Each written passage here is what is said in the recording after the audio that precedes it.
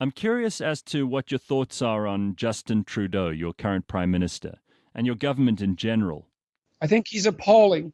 Well, I think our Prime Minister is exactly what you would have been afraid of had you been properly afraid when he first put himself out on the scene.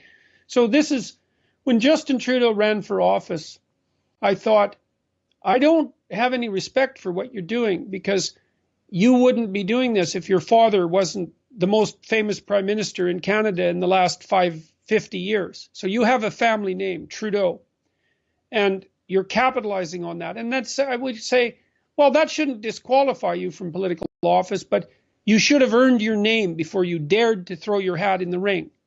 And there's no evidence whatsoever that he had earned his name. And there's certainly no evidence now. So I thought, well, I'm very suspicious of your character because you should have thought very long and hard about daring to run for political office on the strength of your name alone. It's a narcissistic and juvenile thing to do, but he did it. And then I thought, okay, well, it was time for a new government in Canada. It was time for a change. And despite the fact that it was an error in judgment to run in that manner, maybe you'll be credible. But then the first thing he did, and there was no excuse for this, and it set the tone for everything else that has happened, is he formulated his cabinet and he made it 50% women, despite the fact that only 26% of the elected representatives were women.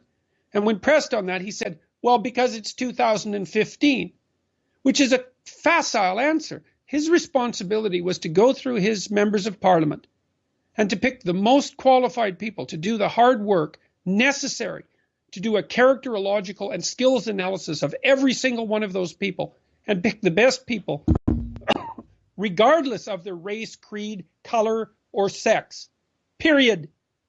And he didn't do that, and Canadians gave him a free pass. And that was a very bad idea because, well, first of all, because it was an abdication of responsibility. Second, because it was kowtowing to an ideological position. And third, because he stacked his cabinet with people who were ideologues who weren't qualified.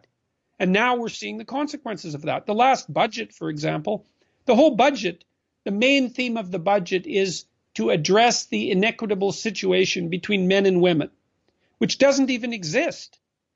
So he's twisted the whole budget to solve a fictional problem with an ideological strategy. It sounds very similar to what's going on here, where it's all about kind of targeted demographics and putting people in a position because they're women or because they're black, not because they're competent in that necessary position. And this has real-world consequences for many people in South Africa. The last 9 years have been anything but sterling for the average South African, and particularly bad for the poor. Are you very optimistic about South Africa and what kind of a future we have? I'm very pessimistic about your country. I think you guys are in for an absolute catastrophe over the next 10 years. I hate to say that, but this last bit of legislation with regards to the farmers' lands, that's really, really, really not good. What do you think of the stories you've read about South Africa in the news in the last little while? It seems that we've cracked the nod in some quite important foreign papers when it comes to this discussion about expropriation of property without compensation. Well, I was absolutely heartbroken, I would say, when I read the news from South Africa this week. I think it's politically expedient to do what your government is doing. I think it appeals to the worst in everyone. I understand that South Africa has extremely serious social problems and that inequality in South Africa is very, very high. And it's not obvious at all what to do about that. And it's clear that it's suboptimal.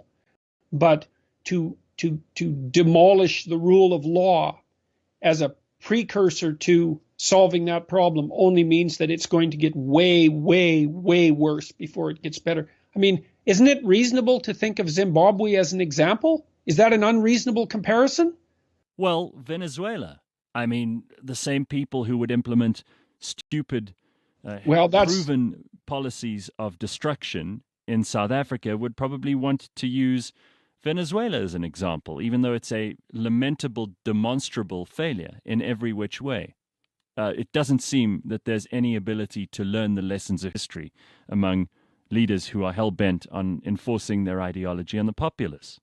Well, I think it's a catastrophe, and I can't see how South Africans can be sleeping easily in their beds these days. So